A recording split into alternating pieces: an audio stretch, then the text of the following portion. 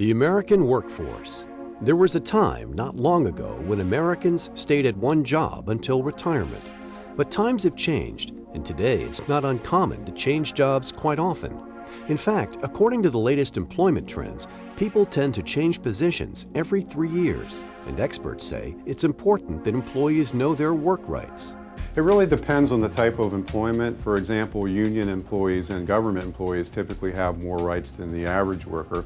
Most employees are what we refer to as at-will employees, and what that means is that they can be terminated with or without cause by the employer. However, there are several exceptions to that rule that allows an employer to terminate an employee with or without cause. Things like discrimination cases, for example, whistleblower cases is another example.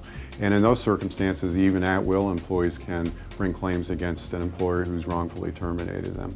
It's estimated that at-will employees make up the majority of the workforce, but oftentimes many are not aware they have legal protection when it comes to being wrongfully terminated from their place of employment. Most employers, in my experience, don't go out of their way to tell their employees what their rights are because their goal is to avoid lawsuits. Generally, an employee can't be fired for things like unlawful discrimination that includes age discrimination, gender discrimination, religious discrimination, things of that nature. Since employment law is among the field's most misunderstood and complicated areas, experts advise terminated employees to seek experienced and knowledgeable counsel to represent them.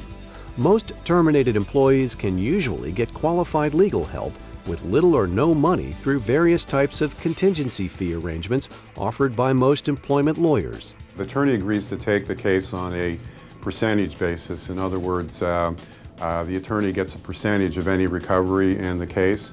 And the advantage to the employee is that, number one, the employee can be pretty sure that he has a good case because an attorney wouldn't take the economic risk of handling a case where he only gets paid if there's a recovery. Another benefit as well is that it tends to maximize the value of the case because the more money the attorney gets for the employee, the more money the attorney gets. So there's kind of a built-in incentive to do a better job and get a better recovery for the employee. Knowing that you have legal protection, it makes me feel very secure in my work because in the worst case scenario, if I was ever wrongfully terminated, I know that I have somewhere I can go to and that I don't need any money, I don't need anything but the reasons that brought me there. And that's very comforting as an employee. Recent data shows that very few employment law cases ever go to trial, with more than 90% settled out of court. Generally, the types of damages recoverable are things like lost wages and benefits, pain and suffering damages, and punitive damages.